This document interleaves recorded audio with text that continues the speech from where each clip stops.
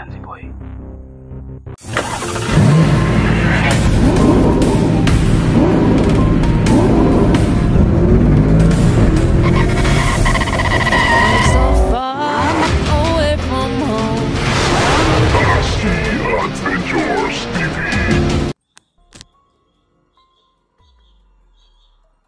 Hello tol, sa papagpalang araw. Nandito po tayo tol sa area, hindi ko lang po sasabihin muna. Pero nandito po tayo sa area at nagmanman po tayo tol. Kailangan natin siguraduhin na hindi ito makawala tol, kasi nang umariba kami tol ni Art.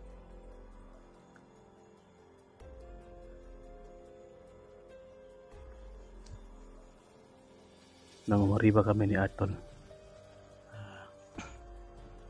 natanggap namin yung chat ni Mang Kiting. So sumusunod na siya dito, no? Paakyat na siya. So hindi pwede tol na magsama. Sabay kami ni Art na babalik sa location kasi nandito na tol, nakita natin si Boy. Dito na idinala, confirm tol, dito na idinala sa lumang kampo. Nandyan si Boy tol. Nandito lang tayo sa paligid, nagtago, nagmanman para malaman natin tol kung saan nila dalhin si Boy. Baka ilipat na naman nila. O si Art tol, bumalik. May binigay kami na location kay Mang Kiting. So siya muna yung sasalubong kay Mang Kiting tol. Tutulong mo dito sa pagligtas kay Boy. Magpasalamat po tayo na pupunta siya dito, susunod sa atin at tutulong. May nag-request sa kanya, mabuti at pumayag siya na tutulong dito sa amin, no? Sa aming problema dito tol, kasi alam nyo naman walang ibang makakatulong sa amin dito ngayon, kasi lahat ng mga hunter, no, na malapit lang dito sa amin, kagaya nila Pinuno at yung iba na mga kasamahan, pumunta doon tol, no, kay Kuya Bads. Doon sila tumulong sa paghahanap kay Bads. So sana nandoon tayo ngayon, sana, no, doon tayo ngayon nag-explore, nagtulong sa paghahanap kay Kuya Bads. Kaso lang tol, may problema tayo na dumating, no, isang alaga natin na kasama, kaibigan, tinuturing na natin na kapamilya tol, kinuha ng mga bandido, no, sa pamumuno ni Commander Sipsip tol. So hindi tayo nakasunod agad doon kasi nga may dumating na problema. Tapos yun nga, nahuli na yung problema na ito, kaya nakalakad na yung mga kasama ko. Kung hindi sana, no, kung nauna sana to, nagkasabay lang nung pagbaba namin, kung may problema na sana, masabihan ko sana sila, no, na kami, pwede natin mahangyo ba, mag bahin-bahin ba, no, maghati-hati muna kami para tutulong dito. Kaso ang nangyari, huli na, no, nakalakad na sila at susunod na sana ako doon papunta kay Kuya Bads. Kaso may nangyaring masama kay Boy, kaya hindi tayo natuloy doon tol.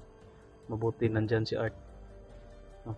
Kasi kami sana ang dalawa ni Art doon papunta kay Kuya Bads. Kaya lang talaga parang tinadhana din tol, no? Parang sinadya din na nahuli tayo para may maghanap pa dito kay Boy. Kasi kung nakalakad na kami, natuloy kami, delikado yung buhay ni Boy.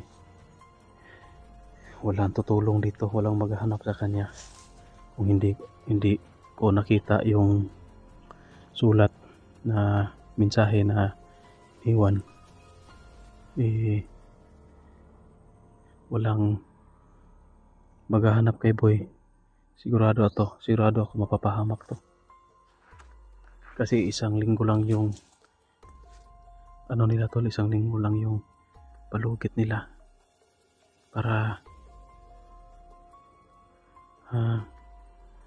ligtas si Boy, kunin si Boy. Yan tol, nandyan banda tol, yung lumang kampo. Yan yan, bubong yan. Medyo malayo, pag nandito lang tayo muna tol sa malayo tol, para di tayo mahalata. Mga kanina lang, bago lang, nagmasid ako dyan. Nandyan pa si Boy tol, no, itinali nila. Kaso sobrang dami ng bantay, hindi tayo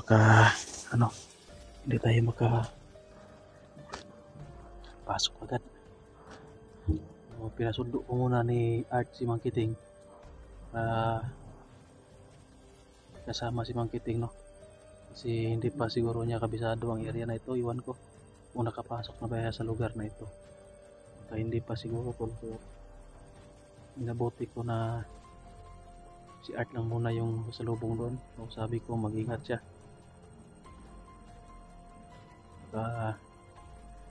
may marami pang mga pakalat-kalat na tauhan ni Commander Sipsip. So dito tol, kay sitwasyon ni Boy tol, nakatali. Sobrang kawawa talaga yung kalagayan ni Boy. Marami lang sana kami, hindi na sana to magtiis pa si Boy, no, na matagalan, kasi nakita na natin yung location. Nandito na, tanaw na natin tol yung kalagayan ni Boy. Kaso lang hindi kami makalusob agad kasi sobrang dami nang nagbantay. Nandyan lang tol, dito nga sa paligid yung iba, pakalat-kalat. Tapos yung doon sa kampo, marami din doon sa bahay, may kubo nila ba.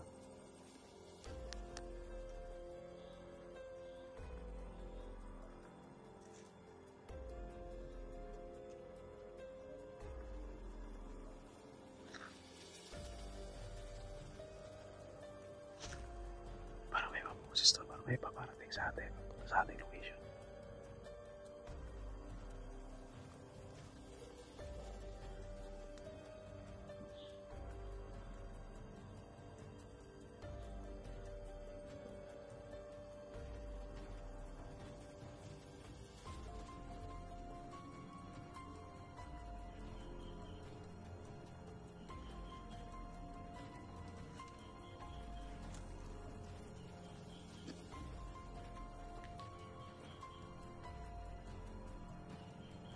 So, pray natin po na tagumpay sila Art at Mang Kiting, no, na magkita agad sila sa location na nila, pagkikitaan na pag-usapan. Kanina pa yun tol. Siguro sa oras na ito, parating na, no, malapit na si Art doon sa pinag-usapan na area, na location. Sana ligtas sila na makapunta dito. Hindi kasi pwede tol na iwan namin to dito, kaming dalawang Art yung babalik. Baka sakali na ilipat na naman nila si Boy, so maghahanap naman kami, wala na kaming lead. Mas mabuti naman to nagmamanman ako dito, kahit papaano malalaman namin saan nila dadalhin si Boy kung ilipat man nila, no. Yeah. Lang dito na magkontak-kontak na lang.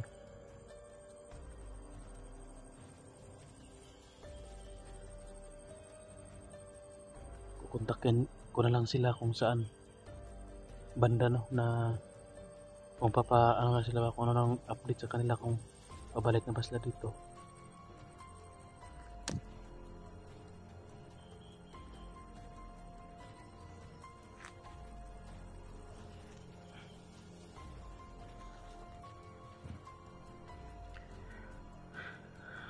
Lapit tayo ng konti tol, ipapakita natin yung kubo. Medyo malayo kasi dito, hindi natin makita.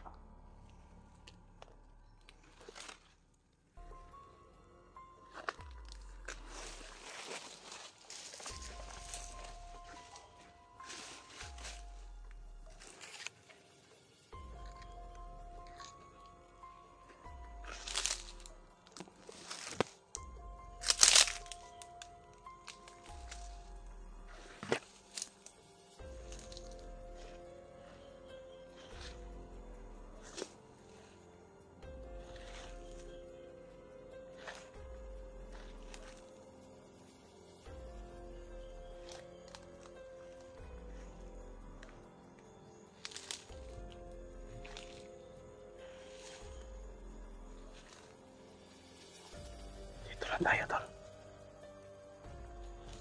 Hindi tayo masyadong lalapit. Makatunog sa atin na nandito tayo. Ayun, wala. Yung kopo, tol. Yan. Yan yung lumang kampo, tol. Nandyan si Boy. Confirm kanina nandyan.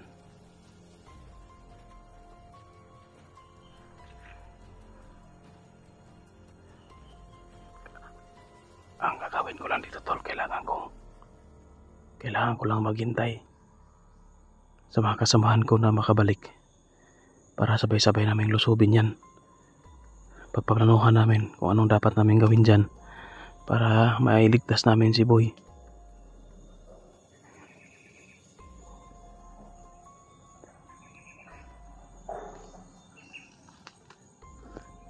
Hindi tayo pwedeng lumapit, tol, baka kita tayo mabulabog. Ako lang naman nag-iisa, patay ako dito, baka mahirapan kami, baka ilipat na naman nila si Boy.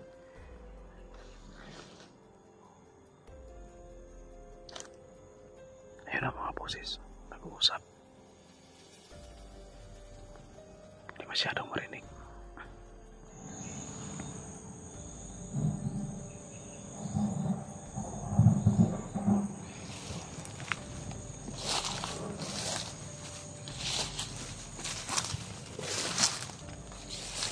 Tago na tayo dito, tol.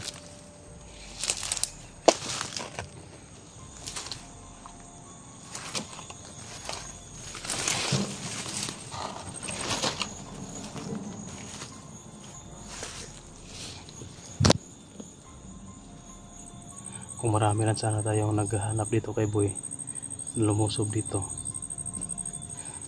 madali lang sana, tol, no? Kasi nakita na natin eh. Problema nito, hindi natin pwedeng na mag-isa, lusubin na mag-isa. Walang makaalalay sa atin kasi patay tayo niyan. Sa sobrang dami, baka mapahamak pa si Boy. At baka pati tayo na mapahamak din. Sana lang makabalik agad sila, Artol, para sabay-sabay. Kahit tatlo lang kami, kaya na yan. Kasi may makipaglaban, makipagbakbakan, at may kukuha kay Boy, no? Magliligtas kay Boy. Kung tatlo kami, isa yung kukuha kay Boy, pwede dalawa makipaglaban, pwede na yan. Kahit na marami yung kalaban, tol, pilitin pa rin natin na mailigtas talaga si Boy dito para matapos-tapos ng misyon na ito. Sa tingin ko, tol, kahit na makuha pa natin si Boy ngayon, kahit na maligtas pa natin, ma-rescue pa natin, panigurado, tol, na babalik din si Sipsip, tol, at hanapin niya talaga kami. So, ang plano ko na lang dito, tol, na tapusin lang namin yung laban namin dito bago kami pupunta sa ibang area na eksploran, para hindi na to makapanghagis ng lagim si Commander Sipsip, tol. Kasi mahirap kapag madadamay pa yung pamilya natin kasi sobrang galit na galit yan talaga sa amin. Si Commander Sipsip. Lahat ng mga malapit sa kanya na mga tauhan, yung mga pangsaligan niya ba, no? Yung mga right hand niya, yung kambal, nadali kasi namin tol, napatay kasi namin, kaya galit na galit yan sa amin at talagang ang nasa isip niya na paghihiganti na lamang sa amin. At siya rin, no, muntikan din siya naming madali, buti nakatakas pa siya. Buti ano, malakas yung orasyon niya, malakas yung depensa niya, kung hindi talo na sana namin yan. So yun lang muna tol sa video na ito. Dito lang muna tayo hanggang sa makabalik sila Art bago natin lusubin yung location na ito. So tingnan lang natin kung ano na yung pangyayari dito. Basta dito lang ako magmamanman tol. Hihintayin ko na lang yung chat, no, nila Art or tawag, pero hindi tayo maano kasi naka-silent lang yung cellphone ko tol para hindi maingay dito sa bundok.